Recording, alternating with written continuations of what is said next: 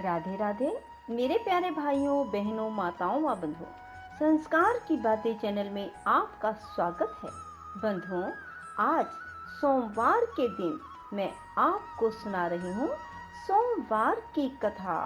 बंधुओं, जो मनुष्य भी सोमवार के दिन सोमवार की इस कथा को सुनेंगे, भगवान शिव शंकर भोलेनाथ की उन पर विशेष कृपा होगी। बंधुओं, प्रेम भाव से ओम नमः शिवाय कहते हुए सोमवार की इस कथा को सुनना। बंधुओं, यदि आपने हमारे YouTube चैनल संस्कार की बातें अब तक सब्सक्राइब नहीं किया तो जरूर करें और बेल आइकन दबाना ना भूलें। बोलो शिव शंकर भोलेनाथ की जय हो। एक समय भगवान शिव माता पार्वती के साथ मृत्युलोक में भ्रमण करते करते विदर्भ देश में अमरावती नाम की अति सुंदर नगरी में पहुंचे। उसमें वहां के महाराज का बनाया हुआ अति सुंदर शिव जी का मंदिर था। कैलाशपति अपनी धर्म पत्नी के साथ उस मंदिर में निवास करने लगे। एक दिन माता पार्वती अपने प्राण प्रिय को प्रसन्न देख मनोविनोद करने की इच्छा से चौसर खेलने लगे। उसी समय मंदिर का पुजारी मंदिर में पूजा करने आया। पार्वती जी ने ब्राह्मण से प्रश्न किया, पुजारी जी बताओ, इस बाजी में हम दोनों में किसकी जीत होगी? ब्राह्मण बिना विचारे ही बोल उठा, महादेव जी की जीत होगी। थोड़ी देर में बाजी समाप्त हो गई और पार्वती जी की विजय हुई। पार्वती जी ने ब्राह्मण को कुपित होकर कोढ़ी होने का श्राप दे दिया। कुछ समय में पार्वती जी के श्रापवश पुजारी के शरीर में कोढ़ पैदा हो गया और वह अनेक प्रकार से दुखी रहने लगा। इसी तरह से कष्ट पाते पाते बहुत दिन बीत गए। एक दिन देवलोक की अप्सराएं शिव जी की पूजा करने उसी मंदिर में पधारी और पुजारी से रोग का कारण पूछा। पुजारी ने निसंकोच सब बात उनसे कह दी। तब वे अप्सराएं बोली, हे पुजारी, अब तुम अधिक दुखी मत होना, भगवान शिव जी तुम्हारे कष्ट को दूर कर देंगे। तुम सब व्रतों में श्रेष्ठ जो षोडश सोमवार व्रत है उसको भक्ति के साथ करो। तब पुजारी अप्सराओं से हाथ जोड़कर विनम्र भाव से षोडश सोमवार व्रत की विधि पूछने लगे। अप्सराएं बोली, जिस दिन सोमवार हो उस दिन भक्ति के साथ व्रत करें, स्वच्छ वस्त्र पहनें, आधा किलोग्राम गेहूं का आटा लें, इसके 3 भाग करके चूरमा बना लें, घी, गुड़, दीप, नैवेद्य, पूंगी फल, बेलपत्र, जनेऊ, चंदन, अक्षत, पुष्प आदि के द्वारा प्रदोष काल में भगवान शिव का विधि से पूजन करें।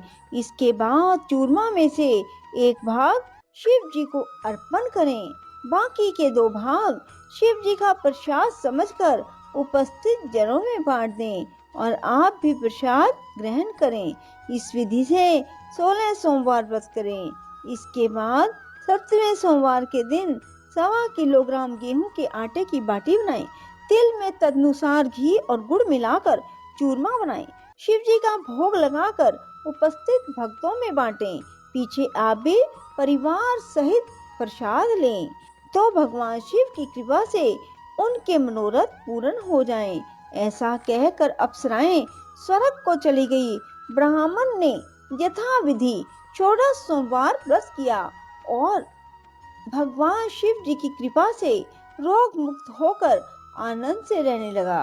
कुछ दिनों के बाद जब फिर शिव जी और माता पार्वती उस मंदिर में पधारे, ब्राह्मण को निरोग देख पार्वती जी ने ब्राह्मण से रोग मुक्ति का कारण पूछा। ब्राह्मण ने 16 सोमवार व्रत कथा कह सुनाई। अब तो पार्वती जी अति प्रसन्न हो ब्राह्मण से व्रत की विधि पूछकर व्रत करने लगी, जिसके कारण उनके रूठे हुए पुत्र स्वामी कार्तिकेय स्वयं माता की आज्ञाकारी हुए। कार्तिकेय को अपने विचार परिवर्तन का रहस्य जानने की इच्छा हुई और माता से बोले, हे माता जी, आपने ऐसा कौन सा उपाय किया जिससे मेरा मन आपकी ओर आकर्षित हुआ? तब पार्वती जी ने 16 सोमवार व्रत कथा कहकर सुना दी।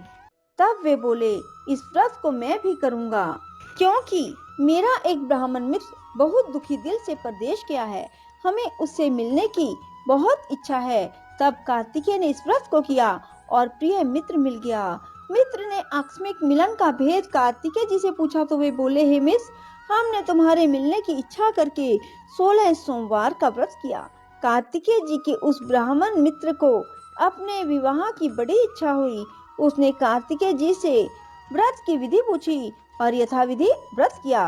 व्रत के प्रभाव से जब वह किसी कार्यवश विदेश गया तो वहां के राजा की लड़की का स्वयंवर था।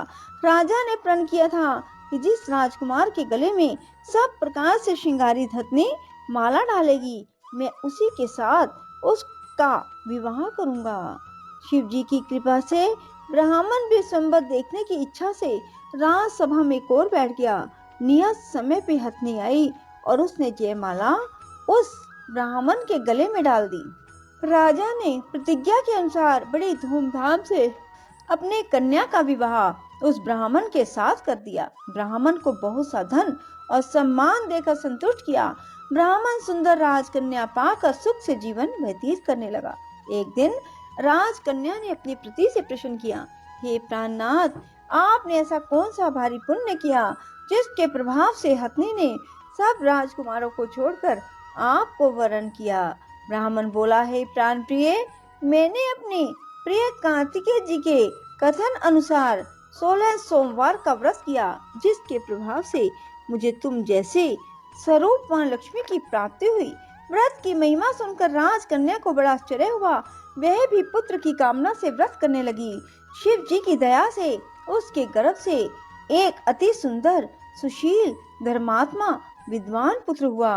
माता पिता दोनों पुत्र को पाकर अति प्रसन्न हुए और उसका लालन पालन भली प्रकार से करने लगे। जब पुत्र समझदार हुआ तो एक दिन उसने माता से प्रश्न किया, तुमने कौन सा तप किया है जो मेरे जैसा पुत्र तेरे गर्भ से उत्पन्न हुआ? माता ने पुत्र का प्रबल मनोरथ जानकर अपने किए हुए 16 सोमवार व्रत को विधि के सहित पुत्र के सम्मुख प्रकट किया। पुत्र ने ऐसे सरल व्रत को सब तरह से मनोरथों का पूर्ण करने वाला सुना तो वह भी इस व्रत को राज्य अधिकार पाने की इच्छा से करने लगा। इसी समय एक देश के वृद्ध राजा के दूतों ने आकर उसका राजकन्या के लिए वरण किया। राजा ने अपनी पुत्री का विवाह ऐसे सर्व गुण संपन्न ब्राह्मण युवक के साथ करके बड़ा सुख प्राप्त किया। वृद्ध राजा के देवलोक पधारने से यह ब्राह्मण बालक गद्दी पर बिठाया गया, क्योंकि दिवंगत भूप के कोई पुत्र नहीं था। राज्य के अधिकारी होकर भी वह ब्राह्मण पुत्र अपने 16 सोमवार व्रत को करता रहा और इस प्रकार इस लोक में सभी सुख भोगकर अंत में मोक्ष को प्राप्त हुआ। सोमवार और 16 सोमवार के व्रतों की इतनी महान महिमा के कारण ही यह व्रत इतना प्रसिद्ध हुआ, जो सबके मनोरथ सिद्ध करने में समर्थ है। राधे राधे, जय श्री कृष्णा। बंधुओं, यदि आपको हमारी वीडियो पसंद आए तो इसे लाइक करें और शेयर भी जरूर करें। धन्यवाद।